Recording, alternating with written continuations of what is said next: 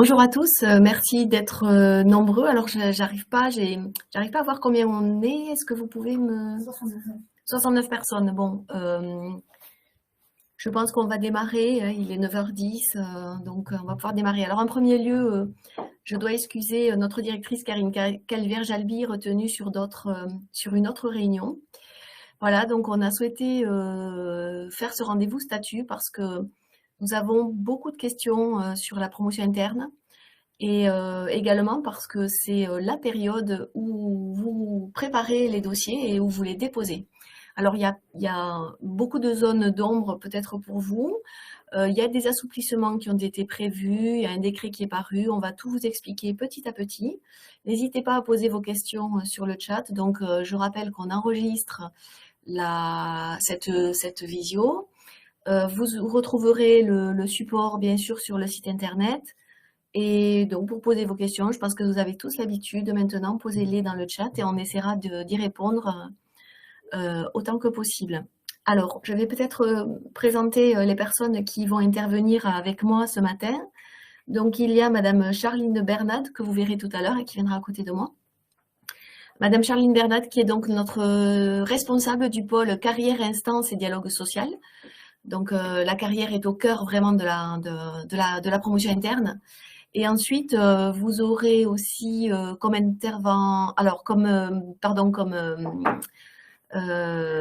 interlocutrice Sylvie Mazard, donc la gestionnaire carrière du Tarn Nord. Bonjour Sylvie, si tu nous entends.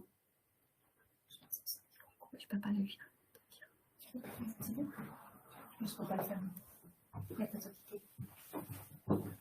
Alors, j'essaie juste de rétablir le son de ma collègue. Alors, je vais enlever juste le diaporama, soyez pas inquiets. Dans la liste. Oui, c'est bon, j'y suis. Alors, excusez-nous pour ce petit contretemps.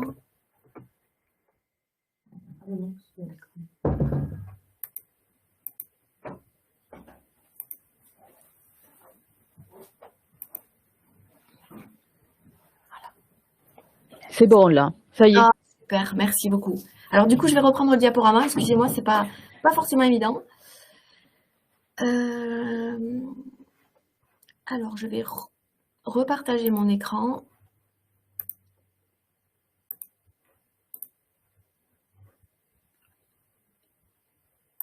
Allez, voilà. Je pense que cette fois-ci, ça devrait fonctionner. Super, parfait.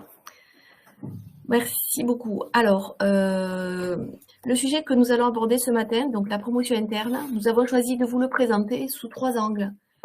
D'abord, une petite introduction qui nous semble indispensable pour vraiment définir la notion de promotion interne. Ensuite, on vous parlera du cadre réglementaire, de tous les textes qui s'appliquent. Ensuite, nous aborderons la procédure avec toutes les étapes et comment en fait se passe la campagne de promotion interne. Et enfin, nous nous intéresserons à ce qui nous intéresse, la promotion interne de 2024.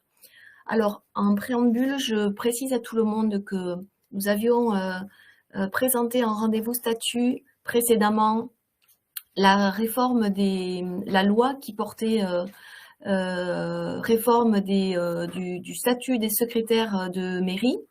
Nous étions dans l'attente de la parution de certains décrets qui éventuellement auraient pu ouvrir la promotion interne aux personnes qui sont secrétaires générales de mairie. Et pour l'instant, ces textes ne sont toujours pas parus. Donc, on est fin mars. On espérait les avoir avant début avril. Ben, non, pour le moment, c'est pas le cas. Donc, on vous présentera bien sûr les assouplissements qui sont intervenus en 2023, mais qui concernent tout le monde. Par contre, spécifiquement sur les secrétaires de mairie, nous n'avons pas d'informations à ce jour sur la parution et sur le délai de parution des textes, ni sur la date d'applicabilité d'une éventuelle promotion interne spécifique ouverte aux secrétaires de mairie. Alors, j'enchaîne. Donc, en guise d'introduction, alors on vous a listé effectivement les textes de référence. Donc, on s'appuie beaucoup sur le décret de 2013 qui a été plusieurs fois modifié, qui nous précise les conditions générales de recrutement. Et c'est au titre du recrutement, puisque la promotion interne, c'est l'équivalent d'un recrutement en quelque sorte, qui s'applique à toute la procédure.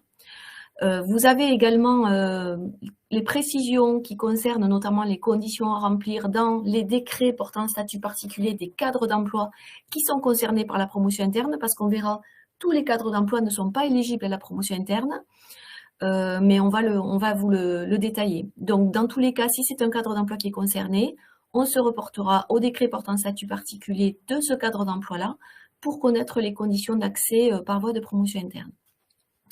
Et enfin, les modifications introduites, donc je vous le disais récemment, par le décret de 2023, du 26 décembre 2023. C'est un décret qu'on attendait, qui était fortement demandé, pour essayer d'accélérer un petit peu la procédure d'accélération, en gros, des carrières.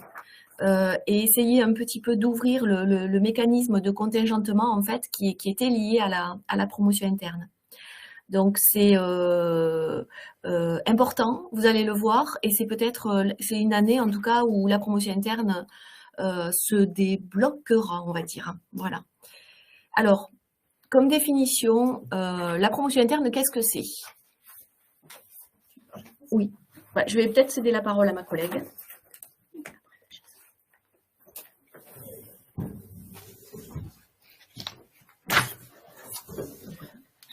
Bonjour à tous, Charline Bernat, responsable du pôle carrière instance et dialogue social. Donc, comme vient de vous préciser Madame Galissard, la promotion interne, c'est avant tout une dérogation au principe de recrutement par concours qui existe, puisque la promotion interne reste une voie de recrutement. Elle permet à des agents d'accéder à un cadre d'emploi supérieur par l'inscription du fonctionnaire sur une liste d'aptitudes. Donc, c'est bien un cadre d'emploi qui est défini et non pas un grade. Il ne faut pas la confondre avec la procédure d'avancement de grade qui, elle, permet, du coup, par conséquent, d'accéder au grade supérieur dans le même cadre d'emploi. Donc, pour vous expliquer un petit peu, on vous a présenté le schéma ci-joint, où vous voyez en fait sur votre gauche la promotion interne. On est sur un cadre d'emploi, par exemple, de catégorie C, qui passe en catégorie B. À l'inverse, sur adjoint d'animation principale de première ou deuxième classe, on est bien en catégorie C, et c'est pour directement accéder à la catégorie B, ce qui en principe n'est possible que par voie de concours. Donc c'est une voie dérogatoire, on n'a pas besoin de passer le concours pour changer de catégorie et passer au cadre d'emploi supérieur. Voilà, de la même façon, si vous êtes rédacteur ou rédacteur principal de première ou de deuxième classe, vous pouvez passer attaché par voie de concours ou vous pouvez, sous certaines conditions, devenir attaché également par promotion interne. Ce qui distingue de l'avancement de grade ou de quand vous êtes adjoint administratif, en avancement de grade, vous pouvez uniquement passer adjoint administratif principal de deuxième classe et ensuite basculer adjoint administratif principal de première classe. Là, on est bien sur une évolution de grade. Alors, pour savoir un petit peu comment fonctionne la promotion interne et notamment les fameuses LDG. Alors, les lignes directrices de gestion, on en entend tous parler. Nous, nos gestionnaires de carrière vous en parlent quotidiennement. Il faut se replacer dans le contexte de la loi de transformation de la fonction publique.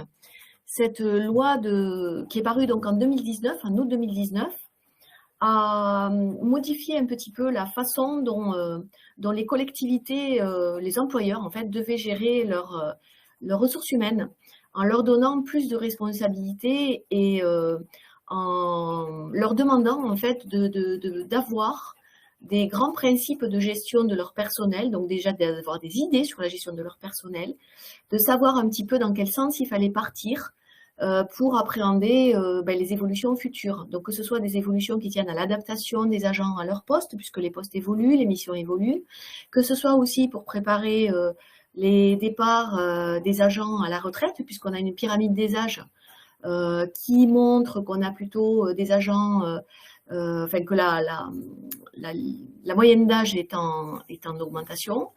Donc, le législateur nous a donc imposé à chaque employeur d'adopter ces lignes directrices de gestion.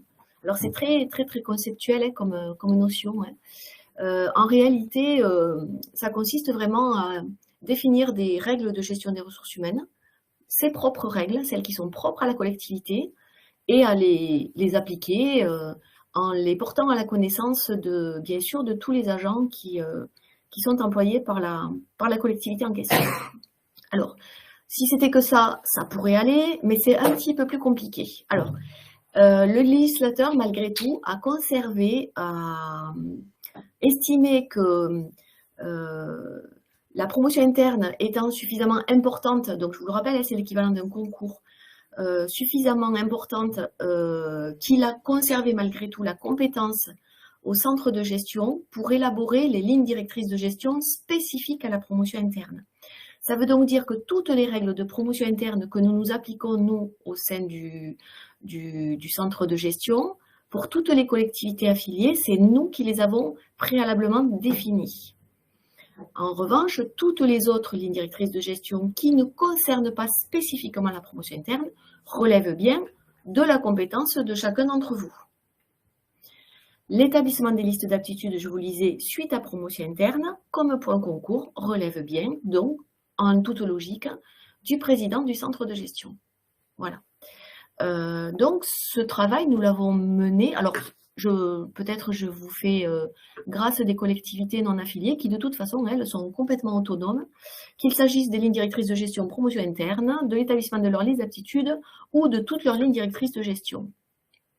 Alors, on reviendra sur les lignes directrices de gestion, si vous le souhaitez, dans un autre contexte ou un autre rendez-vous statut, parce que c'est vrai, c'est un petit peu difficile à comprendre, mais je sais que déjà, beaucoup d'entre vous ont adopté leur ligne directrice de gestion, et pour ça, voilà, n'hésitez pas à consulter nos modèles sur le site. Alors, le Code général de la fonction publique précise bien donc qu'elles sont définies par le président du centre de gestion. Les nôtres donc l'ont été. Alors, ce ne sont pas les bonnes dates. C'est bien un arrêté du 29 décembre 2020, mais c'est pas. Par contre, l'avis était plus antérieur au 6 décembre 2020. Voilà, puisqu'on a en plus fait une consultation auprès de chaque collectivité qui avait son propre CT, pour voir si elle, si elle validait nos. Sandra, c'est le 7 novembre 2020. Alors, on les a voulu les plus transparentes possibles, les plus claires possibles. Alors, pourquoi j'en parle là? Parce qu'après tout, vous allez me dire, nous, en tant que simple utilisateur, peu importe ce que le centre de gestion a fait, il a fait sa propre cuisine, il a l'habitude, voilà. Donc, en réalité, ça me semble important de vous en parler parce que si vous consultez ces lignes directrices de gestion de promotion interne, vous saurez exactement ce qui se passe. Il n'y a pas de secret dans la promotion interne, il n'y a pas de surprise, tout est codifié, tout est classé, tout est transparent et on peut suivre le processus du début à la fin et vous verrez que on applique une neutralité, une impartialité la plus totale à l'établissement de nos listes d'aptitudes de promotion interne. Pour ça, donc, dans nos lignes directrices de gestion, nous avons mis en place un règlement de promotion interne qui récapitule donc toutes les opérations, comment on reçoit les dossiers, dans quel délai, comment on les instruit nous en interne, quand on a des ex-aequo, comment on fait, comment on demande les pièces complémentaires, etc. Tout ça, c'est normé, c'est codifié. Pourquoi? Tout simplement pour que chacun puisse avoir exactement les mêmes chances. Voilà, chaque personne que vous présentez a les mêmes chances que toutes les autres personnes présentées par les autres collectivités du centre de gestion.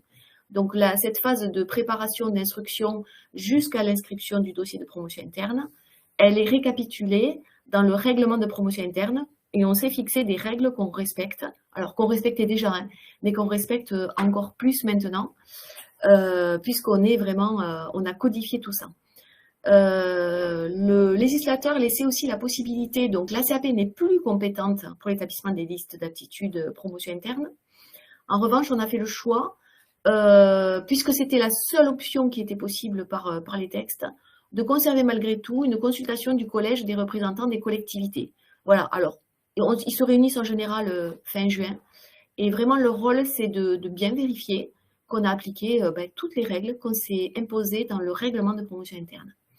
On a également défini un planning perpétuel, donc chaque année on appliquera, sur un rétro-planning, on va dire, sur lequel vous pouvez suivre et vérifier qu'on respecte bien le calendrier, ce fameux calendrier perpétuel appliqué chaque année aux dates, bien sûr, aux dates avec les jours ouvrables.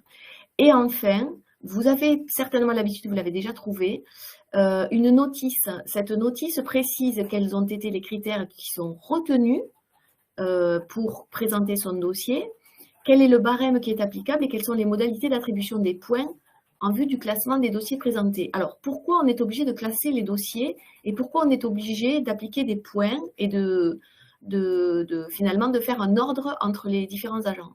Et on le fait tout simplement parce qu'on a plus, dans la plupart des cadres d'emploi, on a plus d'agents présentés, donc de dossiers d'agents présentés, que de postes ouverts. Voilà, donc je vous l'ai dit, c'est un mode de recrutement qui est contingenté.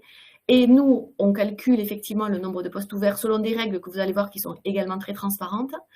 Et dans la mesure où nous avons plus de candidats que de postes à pourvoir, il faut bien les sélectionner. Et l'idée, c'est de conserver les meilleurs. Donc, d'où l'idée de compléter un dossier complet, selon des critères qui ont été définis avec les représentants du personnel, d'appliquer le même barème pour tout le monde et d'attribuer les points et pouvoir classer les agents en toute impartialité. Alors, ces lignes directrices de gestion, vous les consultez dans la base documentaire.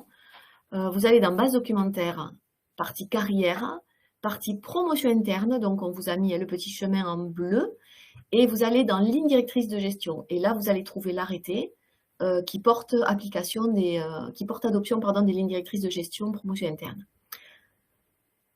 Alors, je vous l'ai dit, c'est un document et des annexes. Donc, le document, il se présente, sa page de garde, vous l'avez sur la partie gauche de votre écran.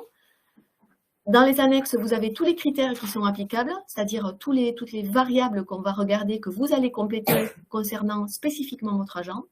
Vous allez trouver donc, bien sûr, les dossiers de présentation, le fameux règlement dont je vous parlais et les calendriers. Donc, je laisserai la parole à Sylvie pour vous expliquer pourquoi nous avons 2 calendriers.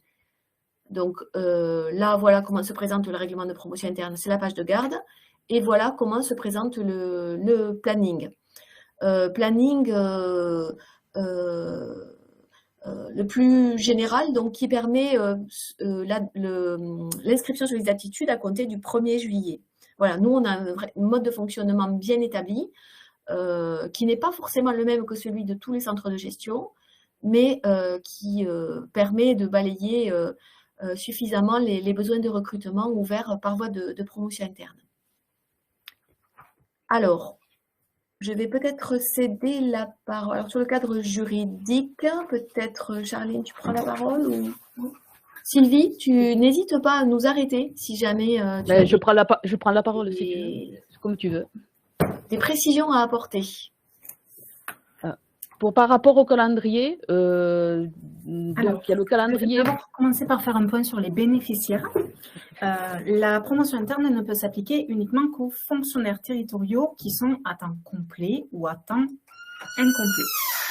C'est des fonctionnaires qui sont recrutés également par voie de détachement. Ils peuvent être bénéficiaires de cette promotion interne. Il faut noter également qu'un fonctionnaire en disponibilité peut également remplir les conditions de promotion interne et de ce fait être inscrit sur liste d'aptitudes. Par contre, il ne pourra être nommé qu'à la fin de sa période de disponibilité, c'est-à-dire au moment où il reprend son poste de travail. Alors, le fait d'avoir la liste des bénéficiaires me permet d'insister sur le fait qu'il faut absolument que vous transmettiez au service carrière du centre de gestion toutes les informations carrière qui concernent vos agents. C'est important, notamment quand on étudie les dossiers de promotion interne, d'avoir les arrêtés à jour, de savoir quel agent remplit les conditions, quel agent a été nommé, est-ce que, parce que dans les conditions, on peut avoir par exemple tant d'ancienneté sur un grade de direction. Si on n'a pas l'arrêté qui nomme l'agent sur un grade de direction, on ne pourra pas étudier cette possibilité pour cet agent.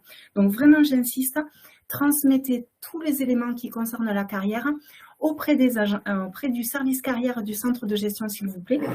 Et faites-le également pour les contrats, même s'ils ne sont pas bénéficiaires des promotions internes, parce que c'est important qu'on ait un visu global sur toute l'activité qu'il y a au sein des collectivités. Donc, comme on vous l'a dit en préambule, tous les grades ne sont pas éligibles à la promotion interne. Il est important de le rappeler. Vous avez certains grades qui peuvent l'être, donc notamment, vous voyez, dans la filière administrative, on va retrouver les grades de rédacteur, rédacteur principal de 2e classe, attaché et administrateur. Certaines catégories d'emploi, oui, type administrateur et ingénieur, sont des catégories, des promotions internes qui sont gérées directement par le CNFPT. Donc, nous n'allons pas nous en occuper au sein du centre de gestion. Et pour un peu plus de détails, je vais laisser Sylvie continuer. Alors, pour la filière, bonjour à tous d'abord, excusez-moi. Pour la filière administrative, donc pour accéder au grade d'attaché, c'est au titre de l'ancienneté.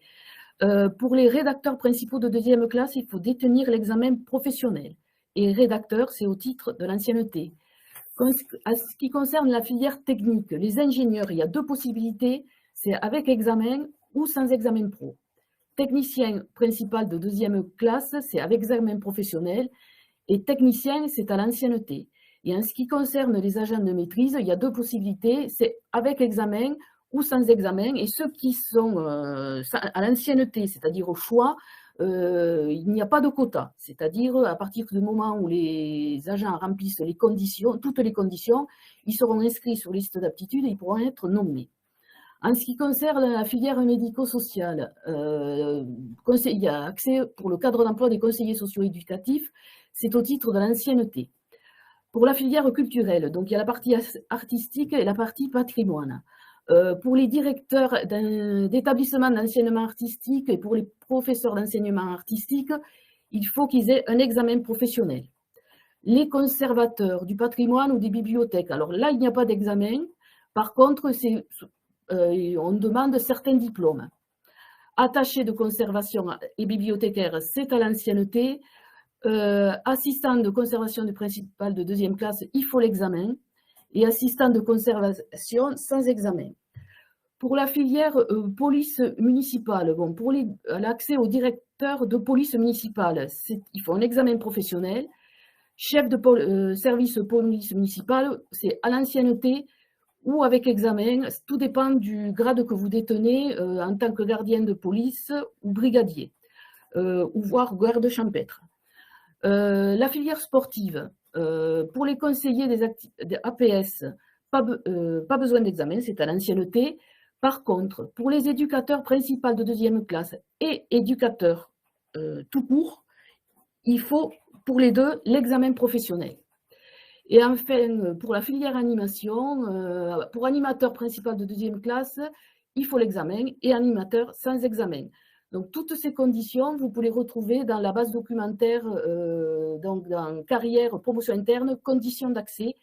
Toutes les conditions ont été mises à jour en début d'année.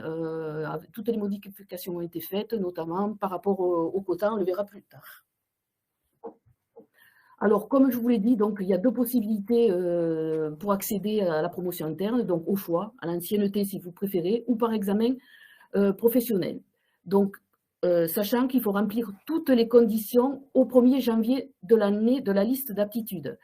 C'est-à-dire, par exemple, si vous avez un examen professionnel en cours d'année, vous ne pourrez être proposé qu'à la promotion interne de l'année suivante. Mettons, vous réussissez l'examen, je vais dire, de technicien principal de deuxième classe. Là, peut-être, je ne sais pas, au mois de mars, vous pourrez être inscrit que l'année suivante, que sur 2025 et non pas 2024, parce que la condition n'est pas remplie au 1er janvier 2024. Alors, les conditions propres aux fonctionnaires, donc fixées par les statuts particuliers. Donc, il faut totaliser un certain nombre d'années de service effectif ou l'examen, ou avoir détenir tel grade.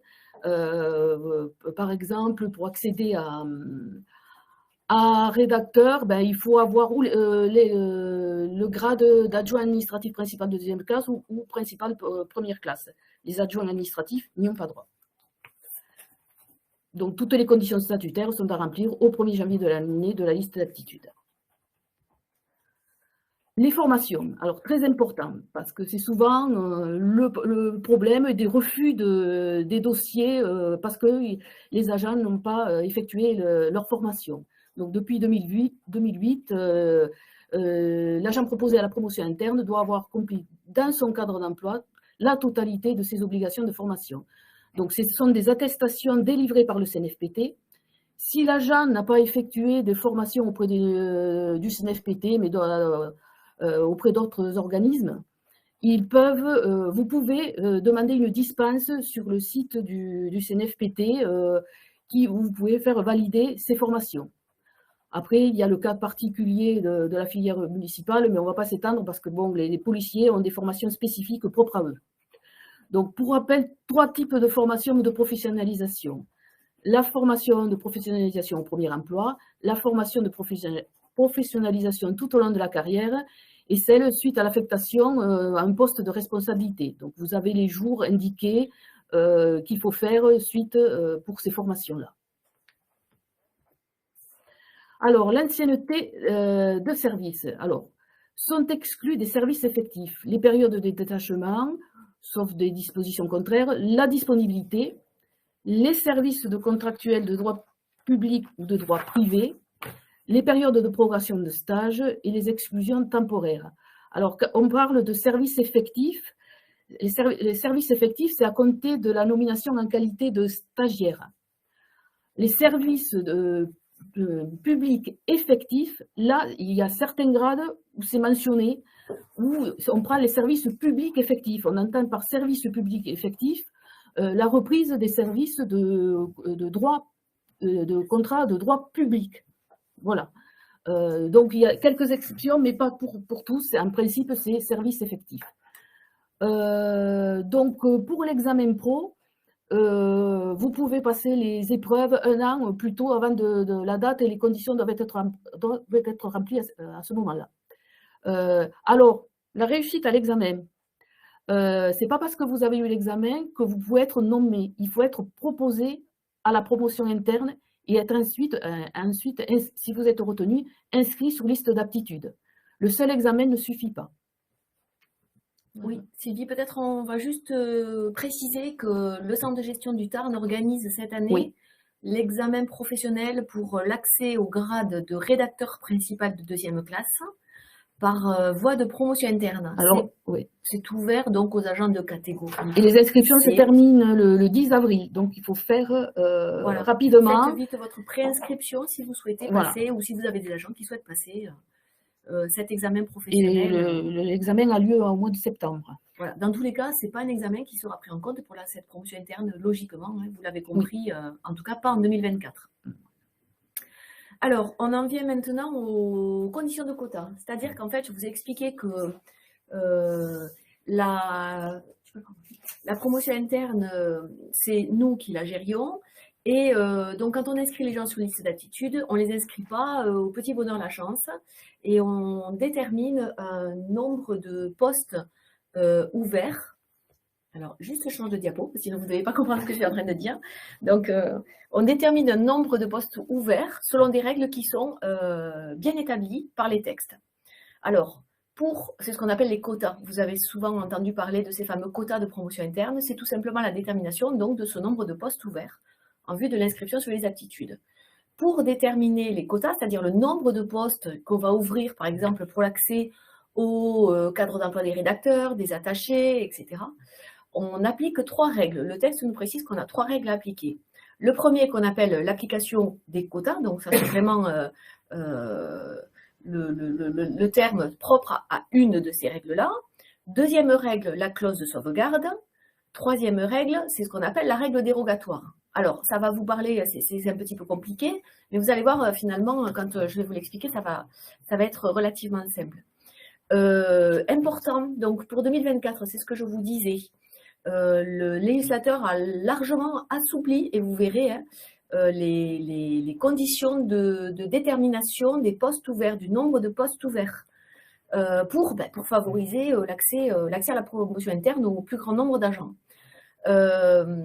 Le décret donc, de 2023 est applicable depuis le 1er janvier 2024 et on va voir en fait comment les quotas seront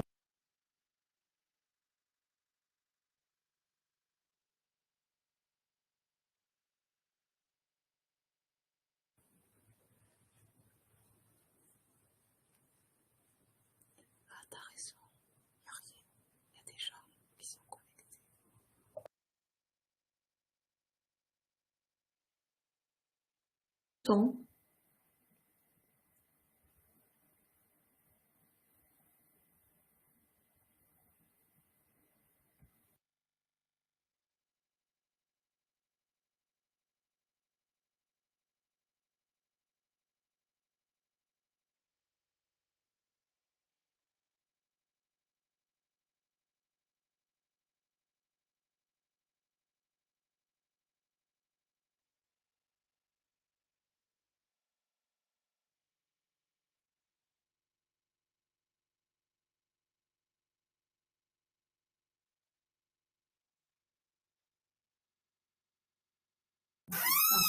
Ça y est. Ah, c'est bon. Alors voilà. On a... Excusez-nous, on a eu... on ne sait pas pourquoi, on a été éjecté du diaporama. Donc, on va essayer de reprendre. Je vais essayer juste de remettre le fil du diaporama. Alors... Voilà, je crois qu'on en était là.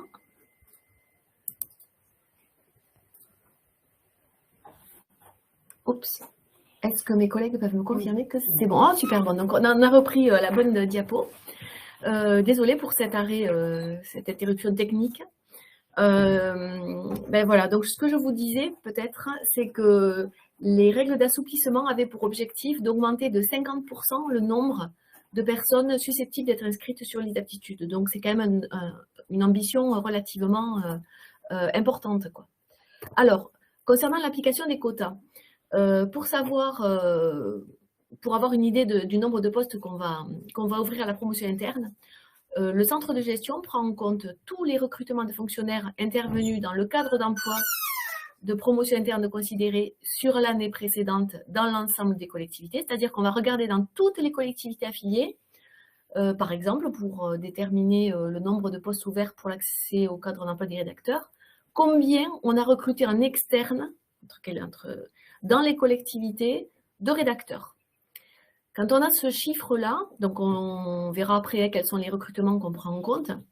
Quand on a ce chiffre-là, précédemment, on appliquait un ratio de 1 pour 3, c'est-à-dire que, par exemple, pour une nomination par voie de promotion interne, une place de rédacteur, il fallait qu'il y ait eu 3 nominations dans l'année précédente sur l'ensemble des collectivités affiliées. Donc, c'était donc règle de 1 pour 3. Depuis l'application du décret de 2023, donc en 2024, désormais, c'est plus 1 pour 3, mais ce sera 1 pour 2. Ça veut dire que si j'ai recruté 10 rédacteurs,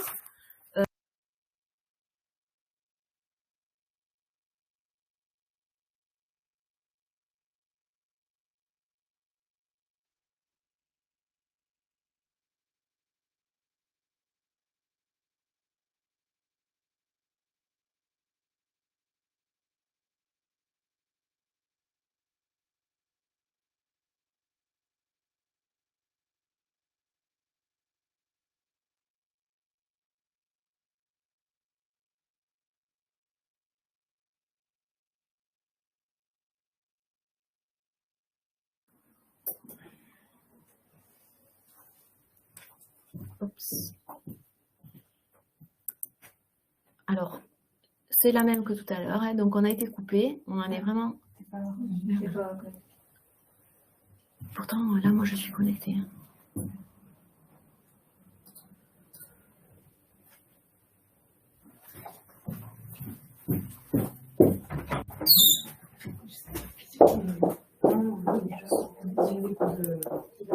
Oui, mais comment on est... Ah, ça y est, c'est revenu. Il n'y a pas de... Je ne vois pas vous, on avait dit. Attends. Tant pis, on met qui C'est pas grave. On met qui le diapo. Par contre, de ce qu'on t'entend, je sais Alors, pas. Ah oui, mais c'est... Qu'est-ce qu'on n'est pas l'image? D'accord. ah, il y a le son, super. Ah, d'accord, oui, vous avez le son. Par contre, l'image, non. Alors, si, c'est bon? Le diapo, il est bon. Ah, super. Est-ce que vous m'entendez? Est-ce que certaines personnes peuvent juste répondre oui? Super, parfait. Bon, ben, je continue. Alors, désolé, ben, vous ne verrez pas, mais c'est pas grave.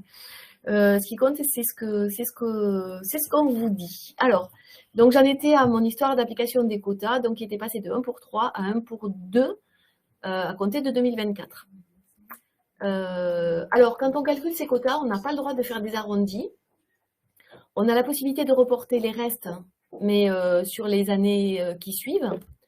Les recrutements qu'on prend en compte pour calculer justement ces fameux quotas, donc l'assiette est composée donc, des agents qui ont été nommés par concours, par réussite au concours, par voie de mutation au sein du département, par détachement au sein du département ou par intégration directe dans ce cadre d'emploi dans le département. Département, je veux dire collectivité affiliée, dans le ressort des collectivités affiliées. La nouveauté de 2024, c'est qu'on a élargi, mais bon, franchement, il n'y aura pas des conséquences énormes, c'est qu'on prend en compte aussi les titularisations des personnes qui bénéficient d'un contrat, l'ancien article 38 de la loi de 84, attendez, je suis perdue. Donc, c'est les contrats pour les personnes handicapées. Donc, là, c'est l'article 38 de la loi de 84. Désormais, c'est l'article L352-4 du Code général de la fonction publique. On en a très peu. Ça doit rajouter peut-être une nomination, hein, Sylvie, une nomination par an et encore dans un cadre d'emploi. Voilà, c'est pas forcément ce qui nous permettra de gonfler l'assiette des recrutements. Alors, on ne prend pas dans l'assiette de calcul les gens qui ont été nommés l'année d'avant par promotion interne. On ne fait pas de la promotion sur promotion. On ne tient pas compte des avancements de grade parce que pour nous, ce ne sont pas des recrutements, ce n'est pas des nominations. On ne tient pas compte des transferts de personnel, ni des titularisations, accès à l'emploi titulaire. Ça, c'est dans le cadre de la résorption de l'emploi précaire. Donc, par exemple, 16 recrutements intervenus en 2023 dans le cadre d'emploi des attachés, tout grade confondu, hein, principaux, hors classe, directeurs. On divisera par 2 et non plus par 3, donc on se retrouvera à 8 postes. Si on avait divisé par 3, on se retrouverait à 5 postes seulement. Voilà, puisque 16 divisé par 3 et on n'a pas le droit d'arrondir l'entier supérieur, donc ça ferait seulement 5 postes. La deuxième règle qu'on applique, donc d'abord on regarde combien de postes on a quand on a appliqué cette règle. Ensuite, on prend une deuxième règle qu'on appelle la clause de sauvegarde. On applique ça systématiquement à tous les cadres d'emploi qui sont éligibles à la promotion interne. Donc, on prend l'effectif des fonctionnaires qui sont présents dans le cadre d'emploi considéré sur l'année précédente, donc jusqu'au 31 décembre, donc cette fois-ci, ce sera 2023. On va regarder, par exemple, combien d'attachés on avait employés et on appliquait à ce nombre-là un pourcentage de 5% sur le quota, c'est-à-dire 5% de 1/3. Donc, ça fait, il y a un exemple après. Depuis le 1er janvier 2024, on n'est plus à 5%, mais à 8%. Donc, on a augmenté là aussi la possibilité de pouvoir créer des postes via la règle de la clause de sauvegarde. Donc, et on appliquera en plus sur le quota qu'on vient de mettre en place donc, au titre de la règle des quotas, non plus 1 sur 3, mais 1 sur 2. Alors, quelles sont les conséquences? Donc ça, c'est un exemple. En 2023, pour un effectif de 150 fonctionnaires au 31 décembre de l'année qui précédait l'établissement de la liste d'aptitudes, on calculait notre nombre de postes en faisant 150 fonctionnaires fois 5%, le tout divisé par 3, puisque c'était le quota de 1 pour 3, et on obtenait 2,5. Ne pouvant arrondir à l'entier supérieur, ça fait seulement 2 postes ouverts. En 2024, pour ce même effectif de 150 agents, on ne le multipliera plus par 5%, mais par 8%, et on ne le divisera plus par 3, mais par 2. Donc, on obtiendra 6 postes. Donc, vous voyez, la différence est quand même relativement considérable. Alors, ce ne sont pas des règles cumulatives, malheureusement, parce que sinon, on verrait plein de postes. Ce sont des règles alternatives. Ça signifie donc que soit j'applique la règle des quotas, soit j'applique la clause de sauvegarde selon celle qui permet d'ouvrir le plus grand nombre de postes au titre d'une année précise. Ouais, voilà. On le lira, de toute façon. Concernant, il existe donc une fameuse règle dérogatoire qui permet, notamment pour les cadres d'emploi dans lesquels on a peu souvent de recrutement, des cadres d'emploi qui sont plus rares ou sur lesquels il y a moins de concours. Donc, le texte nous précisait jusque-là que lorsque pendant 4 ans, le nombre de recrutements, donc il n'y avait pas eu suffisamment de postes, la règle étant de 1 pour 3, il n'y en avait pas eu 3 pour pouvoir ouvrir un poste au titre de la promotion interne. Lorsque pendant 4 ans, ce nombre n'avait pas été atteint, la nomination, on pouvait quand même malgré tout ouvrir un poste au titre de la promotion interne. Au 1er janvier 2024, cette règle d'attente pendant 4 ans lorsque pendant 4 ans, le nombre de recrutements n'a pas permis d'ouvrir un poste, passe à 2 ans. Alors, oui, effectivement, je vais essayer de couper le micro, les micros de certains collègues. Alors, effectivement, je vous invite tous. En fait, si tu veux, c'est sur une voie d'accès. Excusez. Jusqu'à présent, on nommé à la voie de la promotion interne, à la voie d'accès normale. Il y a effectivement une personne qui souhaiterait intervenir, a priori. C'est-à-dire examen pro. Donc, ça veut dire que si personne n'avait l'examen pro, alors, attendez, 4 ans, tu ne pouvais représenter un dossier à la voie normale que... c'est nous, alors. Tu crois? Mais non, parce qu'elle a dit j'ai des problèmes encore. Et en fait, elle essayait de couper votre micro. Ouais. Je ne sais pas qui c'est qui parle, mais il faut couper le micro.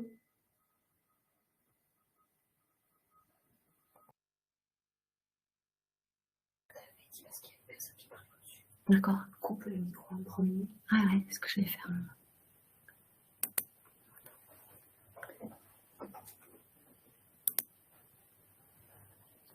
Voilà. Ah oui, là, c'est mon micro sont coupés.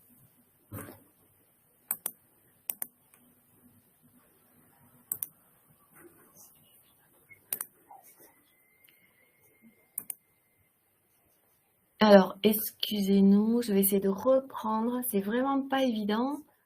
Alors, voilà, apparemment tout le monde m'entend. Merci. Est-ce que vous voulez que apparemment, quelqu'un a parlé en même temps. Alors, vraiment, s'il vous plaît, on a déjà des difficultés. Apparemment, on a une connexion qui est vraiment pas du tout fiable. Si vous pouviez tous veiller à bien couper vos micros, je peux le faire, mais je suis obligée de ressortir à chaque fois du diaporama. Donc voilà, merci de juste nous laisser terminer les explications et après, n'hésitez pas à poser vos questions sur le chat. Donc, j'ai expliqué que la fameuse règle dérogatoire permettait donc à certaines d'accéder à la promotion interne alors qu'ils relevaient d'un cadre d'emploi dans lequel il y avait peu de recrutement chaque année. On pense notamment à la filière culturelle, Sylvie, etc. Oui. Voilà. La police, etc. Donc, désormais, il fallait attendre 4 ans pour pouvoir nommer quelqu'un, même si le quota n'avait pas été atteint. Et là, il faudra simplement attendre 2 ans. Donc, voilà, un assouplissement qui est quand même relativement conséquent. Alors, voilà, c'est un petit peu la même chose sur l'assiette qui est prise en compte dans la dérogation. On regarde effectivement, pour savoir s'il y a eu des nominations, on ne prend pas toutes les nominations non plus. Ce sont les mêmes que celles qui rentrent dans l'assiette de calcul des quotas. Voilà. J'espère avoir été claire et je suis absolument désolée voilà, de cet incident technique. Alors, c'est technique, la promotion interne, le calcul des quotas, c'est nous qui le faisons. C'est voilà les 3 règles qu'on applique et qu'on applique de manière transparente. Donc voilà, il n'y a pas de souci là-dessus. Chaque année, c'est pareil et ça nous permet de déterminer le nombre de postes qu'on ouvre au titre de la promotion interne et c'est notamment ce qu'on présente lors de la consultation du collège des employeurs, c'est en fait le détail de nos calculs. Alors je cède maintenant la parole à ma collègue sur la deuxième partie concernant la procédure de promotion interne. Alors là, on va vous rappeler vraiment en pratique ce que vous allez faire et quelles sont les étapes à suivre. Alors, il y a 5 étapes. Donc, la proposition du dossier dans un premier temps, l'instruction par les services du CDG, avec les propositions de liste d'aptitudes, la consultation du collège des employeurs, l'inscription sur la liste d'aptitudes et en dernier, la nomination.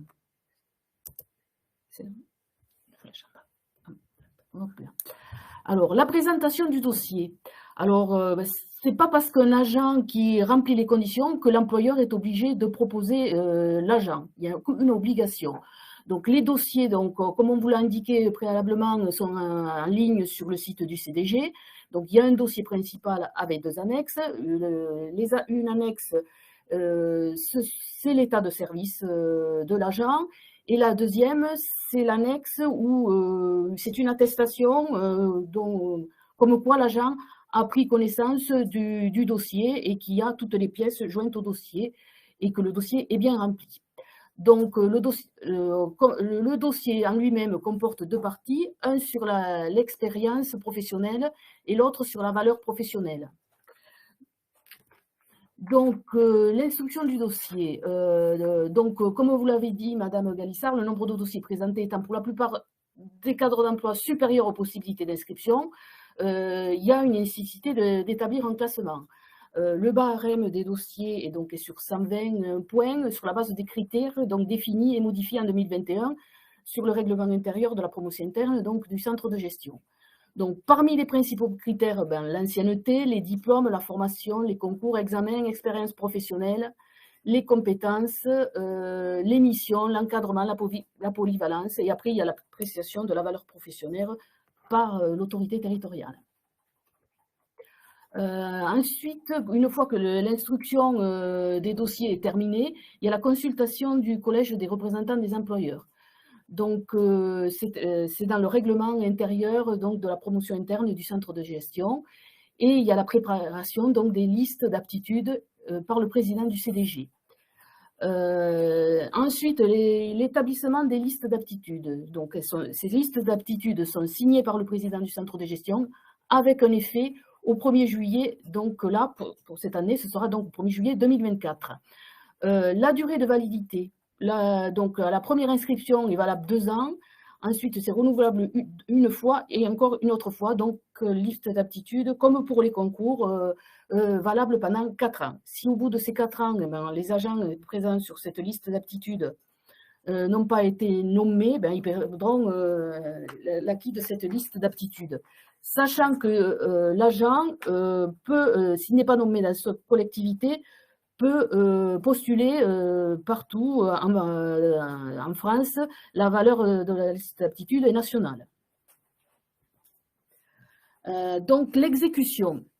Alors, vous aurez l'information par courrier. Les résultats seront transmis aux employeurs pour l'ensemble des dossiers présentés, que ce soit pour les agents retenus ou pour ceux inscrits, ou les agents retenus ou ceux dont les dossiers ont été ajournés.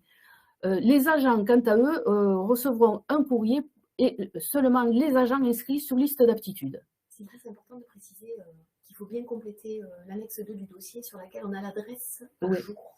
Voilà. Oui, Madame Galissard me rappelle qu'il faut bien remplir l'annexe 2 du dossier où figure donc l'adresse de l'agent. C'est important parce que souvent, nous, on a bien les adresses enregistrées dans notre logiciel, mais l'agent a pu changer d'adresse et donc elles ne sont pas automatiquement à jour. Vous pouvez aussi, pour information, changer, je vous le rappelle, vous avez la main sur le SMD pour changer les adresses des agents. Voilà. Donc, il n'y a aucune obligation, après, comme je vous l'ai dit précédemment, que de nomination par l'employeur, même s'il a présenté l'agent. La nomination est possible uniquement sur un poste vacant.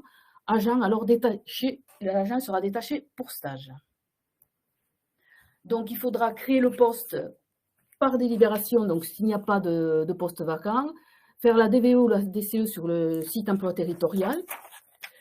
Si vous le souhaitez, on vous prépare le calcul de classement avec l'arrêté de nomination donc par voie de détachement. Donc, le stage est de 6 mois pour par voie de promotion interne. Contrairement au concours, la durée du stage est d'1 an. Il y a une exception pour les agents de maîtrise qui peuvent être dispensés de stage s'ils ont plus de 2 ans d'ancienneté dans leur fonction. Puisque là, on est toujours sur de la promotion de catégorie C sur catégorie C. Ensuite, les formations à accomplir suite à la nomination. Et enfin, la titularisation, donc au bout des 6 mois de stage. Si l'agent venait à ne pas être titularisé au bout de ces 6 mois, s'il y a un souci, une insuffisance professionnelle, un problème, l'agent sera réintégré dans son emploi d'origine.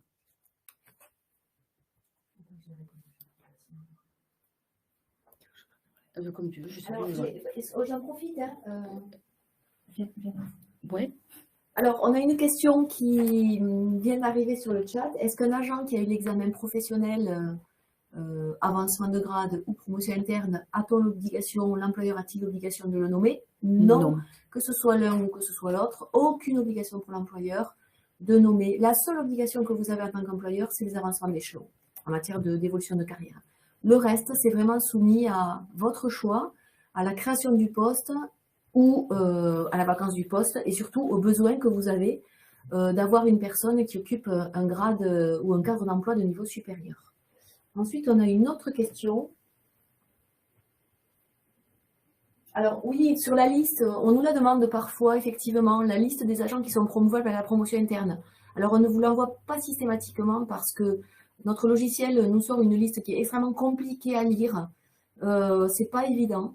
Donc n'hésitez pas à prendre la tâche de votre gestionnaire de carrière, hein, donc que ce soit Madame Mazar ici présente ou Madame Cabrol qui nous suit également aujourd'hui. N'hésitez pas à les contacter et on vous enverra cette liste de manière personnalisée. Voilà, si vous avez besoin pour savoir si telle ou telle personne remplit bien les conditions requises. Je peux continuer. Alors, il y a une question, si la personne pouvait juste nous préciser en nous disant que si la personne est sur le poste mais n'a pas le grade. Merci de nous préciser par chat. Voilà, je vous laisse continuer. Merci Sandra. Donc, on va poursuivre sur la promotion interne 2024, puisque c'est celle qui est en cours, avec dans un premier temps un retour sur la promotion interne qui a eu lieu en 2023. On vous a présenté ici un récapitulatif des nombres de dossiers que nous avons reçus par catégorie. Donc, rappelez-vous ce qu'on vous a dit tout à l'heure, c'est-à-dire que tous les grades ne peuvent pas être éligibles à la promotion interne. Donc, on a regroupé les catégories A, B ou C pour vous indiquer le nombre de dossiers reçus et le nombre de dossiers instruits. Vous voyez qu'il y a un écart. Par exemple, pour la catégorie A, 9 dossiers n'ont pas pu être instruits, 8 dossiers en catégorie B et 3 dossiers en catégorie C. Tous les dossiers qui n'ont pas pu être instruits en 2023 étaient à cause d'un manque de formation. 100% des dossiers rejetés l'ont été parce que les agents proposés ne remplissaient pas les conditions de formation. Donc, on a beaucoup insisté sur cette problématique de formation tout à l'heure. C'est parce qu'en effet, voilà, il faut savoir qu'il y a des agents qui, malheureusement, ont été recalés à cause de ça, ce qui est bien dommage.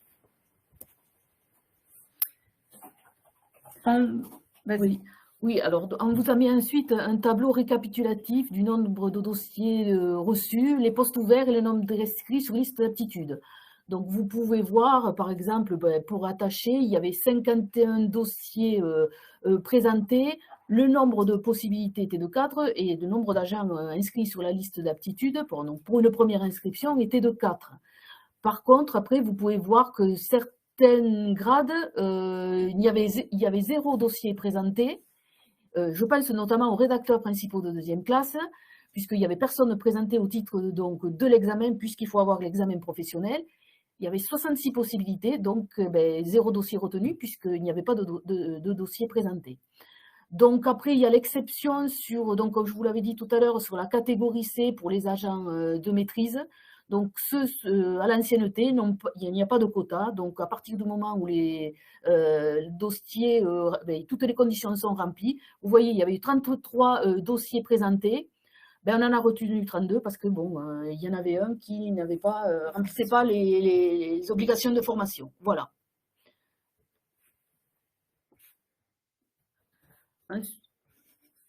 Oui, alors comment présenter un agent? Alors, on vous a mis une capture d'écran, donc vous pouvez aller voir sur le site, donc dans l'onglet carrière promotion interne, où vous avez donc tous les dossiers par catégorie A, B, C, C. Donc il y a celui pour agent de maîtrise au choix et celui avec examen pro. Et vous pouvez voir donc au-dessus, juste au-dessus, il y a, si vous voulez voir vraiment les conditions d'accès, vous cliquez sur le petit plus et vous aurez toutes les conditions d'accès par grade. Alors ensuite, pour le dossier, donc, il faut joindre à ce dossier tous les justificatifs. Bon, pour les formations, mais également pour les diplômes, les concours, si justifié, par exemple, si l'agent aussi a travaillé dans le privé. Donc tout ce dossier complet est à retourner. Vous pouvez le retourner par courrier ou bien par mail. Alors, par mail, si vous le pouvez, vraiment le dossier complet et par pas par étapes. J'envoie le dossier, j'envoie après les pièces justificatives, parce que là, par moment, on a du mal à s'y retrouver. N'hésitez pas sinon à faire un transfert. Voilà, ou un WeTransfer, voilà. Un WeTransfer ou n'importe. Alors, plus pratique pour nous. je sais aussi que certains d'entre vous envoient d'abord le dossier, puis les pièces justificatives quelque temps plus tard. Ça aussi, c'est parce qu'il manque certaines choses. Ça, c'est un peu aussi dangereux. Ça pourrait générer des erreurs. On insiste sur la complétude du dossier. C'est pas pour vous embêter, c'est juste pour vous expliquer le contexte dans lequel on est. On reçoit plus de 200 dossiers à examiner en 15 jours. On a 15 jours pour travailler sur ces 200 dossiers, pour pouvoir vous faire un retour, pour pouvoir les soumettre aux élus qui vont se prononcer sur la promotion interne. Il est vrai que quand on étudie ces dossiers, qu'on est obligé d'étudier au dernier moment, on est obligé d'attendre que la deadline soit passée parce qu'on vous a présenté les conditions de quota. Tout rentre en compte dans le calcul, donc vraiment on a besoin d'attendre ce dernier moment. On ne peut pas en fait se permettre au dernier moment de recevoir une pièce par-ci, une pièce par-là. Donc vraiment, ça nous aiderait si vous nous envoyez tout d'un coup et on vous en est très reconnaissant par avance. Juste une précision par rapport aux formations. Je reviens souvent aux formations, mais si vous demandez une dispense de stage, faites-le dès maintenant. N'attendez pas la veille du retour des dossiers, parce que sinon, le CNFPT ne va pas vous les valider du jour au lendemain.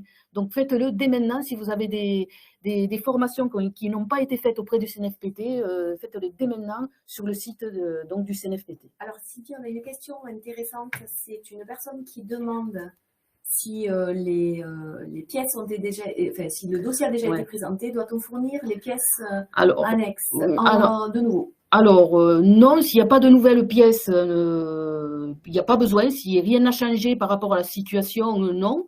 Par contre, les formations, oui, parce que là, il faut qu'on les comptabilise sur les 5 dernières années, donc de 2019 à 2023.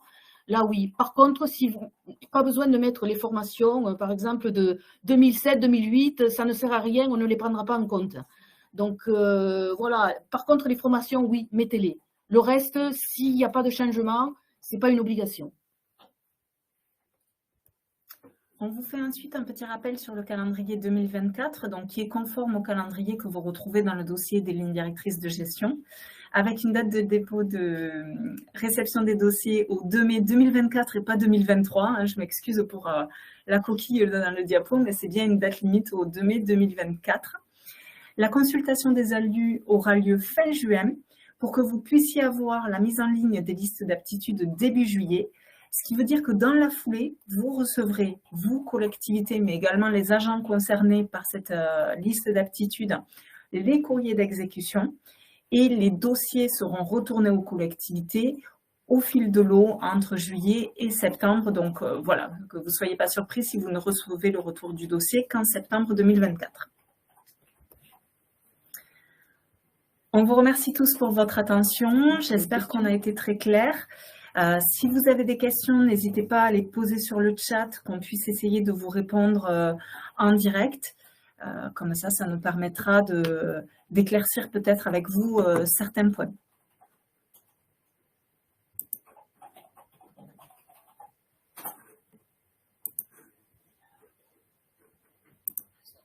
Non.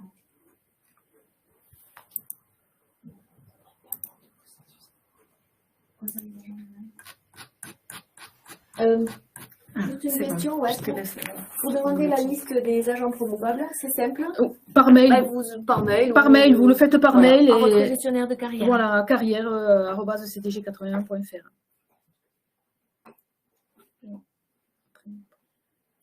C'est tout.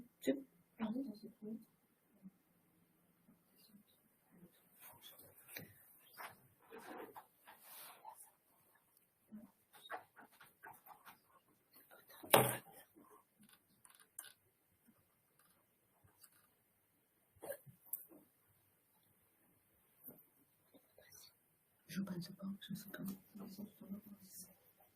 Non. Excusez-moi, on a une question concernant la prise en compte des formations CNFPT. Donc, les formations ne sont pas prises en compte uniquement si elles sont faites auprès du CNFPT. Par contre, si elles ne le sont pas, il faut demander une attestation dérogatoire. Et c'est important de la fournir puisqu'à défaut de cette attestation, la formation ne pourra pas être prise en compte dans le dossier. J'ai une question. Si les LDG n'ont pas été prises, peut-on quand même déposer un dossier? Mais c'est les LDG du... C'est les LDG du... Oui, présentez Oui, votre oui, dossier. oui. Oui, oui. Oui. Vous en avez d'autres ou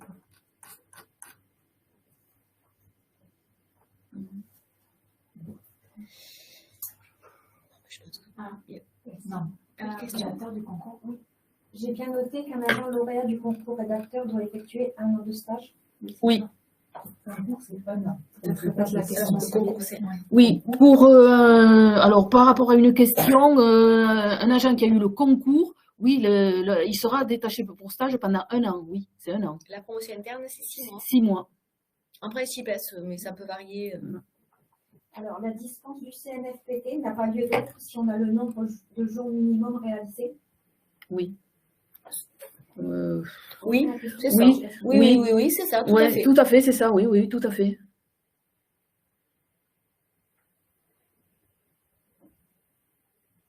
Je pense qu'on a épuisé toutes les questions, donc... Peut-on réduire le stage à 6 mois par dérogation? Sur concours, non. Sur concours, non. Par contre, Si c'est après concours, c'est 1 an obligatoirement. Hein. On ne peut pas faire un stage de 6 mois. Pour la promotion interne, c'est bien un détachement de stage de 6 mois, mais pas par concours. Est-il possible de connaître le nombre de recrutements externes par catégorie? Alors oui, on vous le donnera, on peut vous donner effectivement les chiffres sur lesquels on se base pour déterminer les quotas. Mais on le fait le plus tard possible dans l'année. Donc on ne l'a pas fait encore. Hein. On attend le dernier moment.